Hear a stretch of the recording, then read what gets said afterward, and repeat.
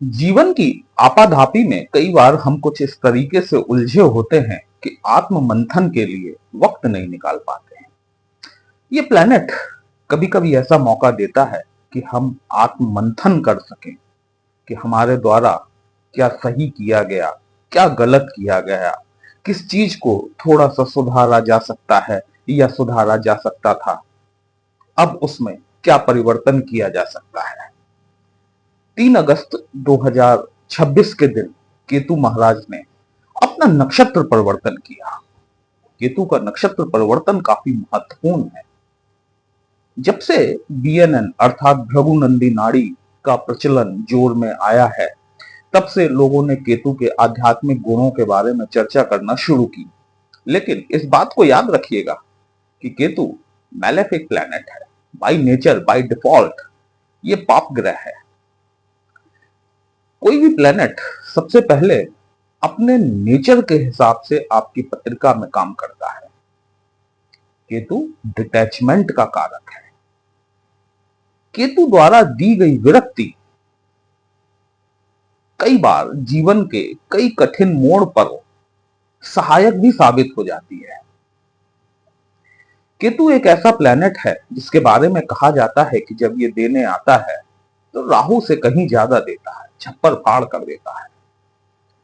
लेकिन केतु जब देता है तो इस बात को याद रखिएगा कि पहले वो चीजों से आपको विरक्त कर देता है, डिटैच कर देता है। ये स्थिति ठीक उस प्रकार की होती है कि जब दांत थे तब चने नहीं थे, जब चने आए तब दांत नहीं रहे।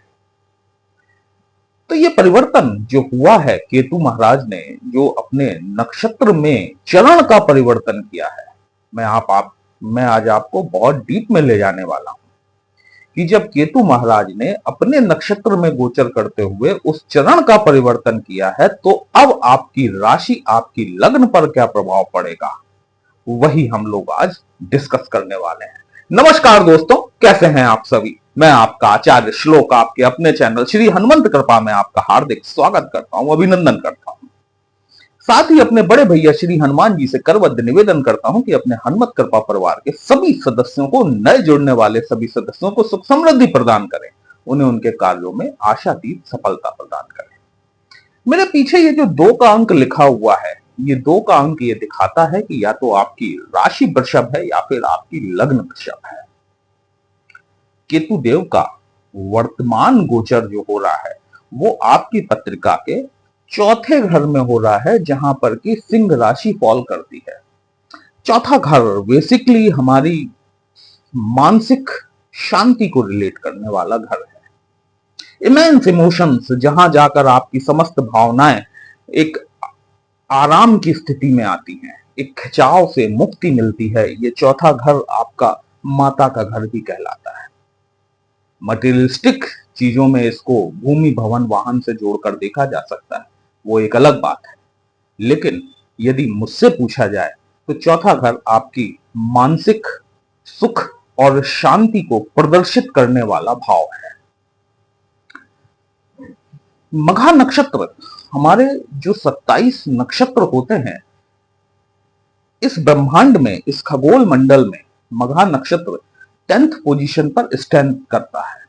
मतलब 27 नक्षत्रों की श्रृंखला में 10वें नंबर पर मघा नक्षत्र आता है। स्वामी देव इसके पितृदेव होते हैं। हमारे जो एंसेस्टर्स हैं, जो हमारे पूर्वज हैं, जो इस दुनिया में नहीं रहे, वो इस नक्षत्र का स्वामित्व अपने पास रखते हैं। ओम पितृदेवताभ्यो नमः सबसे महत्वपूर्ण मंत्र है। यदि आपकी पत्रिका का कोई भी प्लेनेट मघा नक्षत्र में जाकर बैठा हुआ है, जरूरी नहीं है कि आप सभी का, लेकिन बहुत से लोगों का कोई ना कोई प्लेनेट मघा नक्षत्र में बैठा हो सकता है। अब यदि कोई प्लेनेट मघा नक्षत्र में बैठा हुआ है, वो आपके कितने भी अच्छे भावों का स्वामी क्यों ना हो, पहली बात तो मघा नक्षत्र गंडांत मूल का एक नक्षत्र है। दूसरी बात, उस प्लेनेट से रिलेटेड जितने भी बेनिफिट्स हैं, वो उन सब की कृपा, उन सब का आशीर्वाद आपके पितृगण के पास में है। जब तक आप अपने पितरों को प्रसन्न नहीं करेंगे, तब तक उस प्लैनेट से रिलेटेड शुभ परिणामों में आपको वृद्धि नहीं मिलेगी। चाहे चाहे आप उससे रिलेटेड कितने भी स्टोन क्यों ना पहन लें, कितने भी रत्न धारण कर लें, जब तक आप पर आपके पितरों की कृपा नहीं होगी, तब तक शुभत्व की प्राप्ति नहीं होगी। ओम पितृदेवताभ्यो नमः। ये मंत्र हमारे पितरों को प्रसन्न करने के लिए है। आगे बढ़ते हैं। केतु महाराज, जैसा मैंने आपसे कहा कि आपकी पत्रिका के चौथे घर में गोचर कर रहे हैं, जहां पर कि सिंह राशि आती है। 3 अगस्त 2026 के दिन केतु महाराज ने, क्योंकि आप जानते हैं राहु और केतु ये दोनों ऐसे प्लैनेट हैं जो कि वक्री गति से गति करते हैं। जब भी किसी भाव में जाते हैं तो 30 डिग्री से इनका गोचर होता है। ऐसे ही जब ये किसी नक्षत्र में प्रवेश करते हैं तो चौथे चरण से इनका प्रवेश होता है। बाकी सभी प्लैनेट पहले, दूसरे, तीसरे और चौथे चरण में जाते हैं, जबकि राहु और केतु चौथे, तीसरे, दूसरे और पहले चरण में जाते हैं। 3 अगस्त 2026 के दिन केतु ने अपना चौथा और तीसरा चरण संपूर्ण कर लिया और दूसरे चरण में प्रवेश किया है। यहां से मघा नक्षत्र का प्रचंडतम रूप आपको देखने के लिए मिलेगा। मघा नक्षत्र जो है वो सत्ता का प्रतीक है।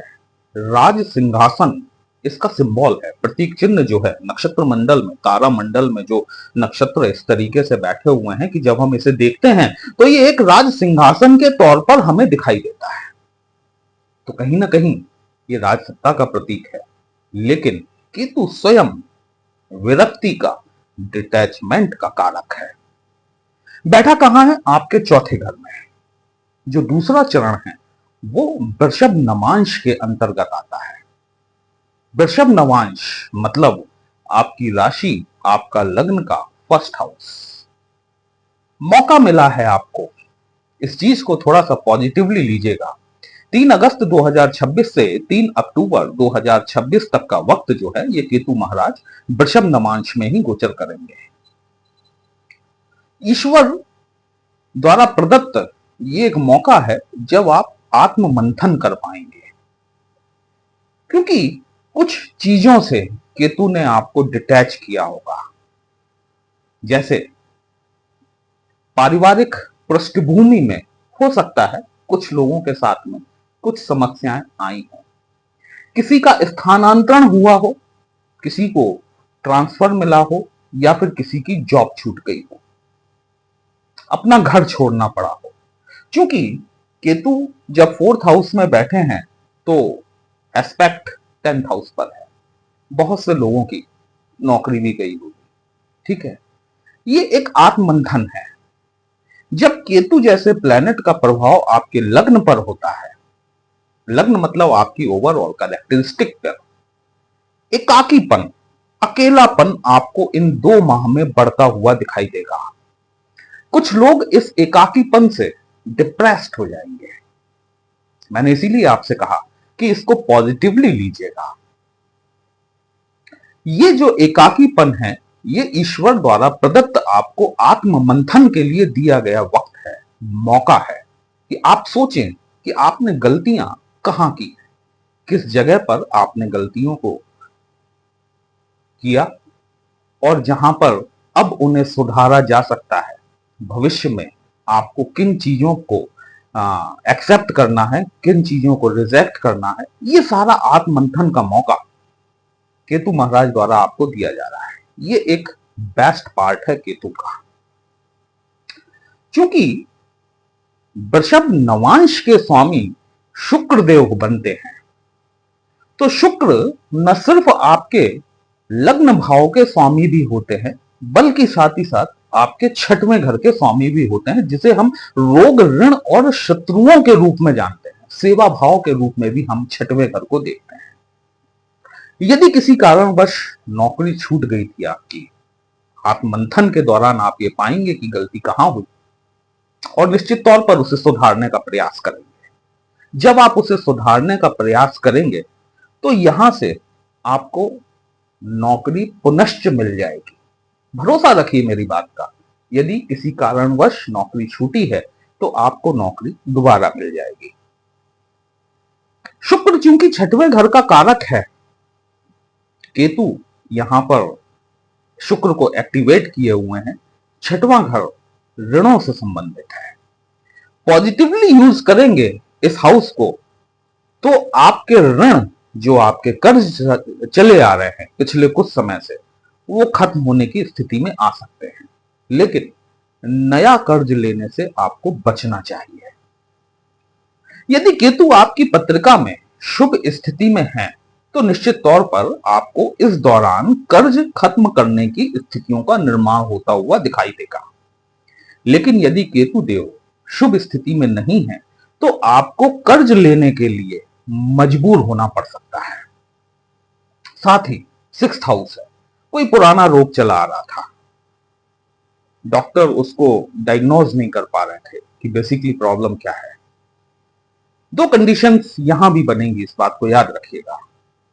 या तो कोई यूरिनल ट्रैक्ट इंफेक्शन, जिसको हम यूटीआई कहते हैं, इस तरह की समस्या यदि आप वृषभ राशि और लग्न के हैं, कमर से निचले पार्ट में, या फिर यूरिन से रिलेटेड प्रॉब्लम, या फिर लोअर एब्डोमेन से रिलेटेड प्रॉब्लम यहां पर देखने के लिए मिल सकती है यदि केतु शुभ स्थिति में नहीं है तो। और केतु यदि शुभ स्थिति में बैठे हुए हैं आपकी पत्रिका में, पुराने चले आ रहे रोगों से आपको मुक्ति मिल सकती है। आयुर्वेद का इस्तेमाल करें, आयुर्वेदिक ट्रीटमेंट करेंगे, निश्चित तौर पर आपको जल्दी से जल्दी रिकवरी होने की संभावनाएं मुझे यहां पर दिखाई देती है। शत्रुओं का हनन होगा, शत्रुओं का नाश होगा, क्योंकि आपको आत्ममंथन के लिए मौका मिल रहा है। आपको समझ में आएगा कि गलती कहां हुई है, और जब आप उन गलतियों को सुधारने की तरफ आगे बढ़ेंगे तो निश्चित तौर पर यदि आप प्रैक्टिकली देखेंगे इन चीजों को और उस पर अमल करेंगे, आप अपनी गलतियों को सुधारने के लिए आगे बढ़ेंगे, तो कहीं ना कहीं आपको लाभ जरूर मिलेगा। प्लैनेट्स दो तरीके से काम करते हैं दोस्तों, इस बात को समझिएगा। एक उसका नेगेटिव रूप होता है और दूसरा उसका पॉजिटिव रूप होता है। जरूरत इस बात की है कि आप उस ट्रांजिट के किस रूप को पकड़ते हैं। यदि आप उसे नेगेटिव रूप में पकड़ेंगे तो निसंदेह आपको नेगेटिव चीजें देखने के लिए मिलेंगी। लेकिन यदि आप उसके पॉजिटिव अप्रोच को लेकर चलते हैं, एक पॉजिटिव माइंडसेट के साथ आप काम करते हैं, तो वही प्लेनेट, आप उसके पॉजिटिव एट्रीब्यूट्स को पकड़िए, वो आपको पॉजिटिव रिजल्ट देना शुरू कर देगा। केतुदेव यदि आपकी पत्रिका में शुभ स्थिति में नहीं बैठे हुए हैं तो ओम श्राम श्रीम श्रोम सह केतवे नमः या फिर ओम केम केतवे नमः मंत्र का जाप आपको करना चाहिए। वैसे भी श्रावण मास चल रहा है, भोलेनाथ के ऊपर यदि आप जल अर्पित करते हैं, ये भोलेनाथ के ऊपर जल अर्पित करना बेसिकली जिन्होंने अपने मस्तक पर गंगा धारण कर रखी है उन्हें आप क्या ही जल अर्पित करेंगे, लेकिन ये एक भावनाओं का समर्पण होता है। जल तत्व जो है वो चंद्रमा का कारक है और चंद्रमा हमारे मन का कारक है। जब आप भगवान भोलेनाथ पर जल अर्पित करते हैं, कहीं ना कहीं आप उन्हें अपनी भावनाओं को समर्पित करते हैं, अपने इमोशंस को, अपने चौथे घर को समर्पित करते हैं। करके देखिए, निश्चित तौर पर आपको लाभ होगा।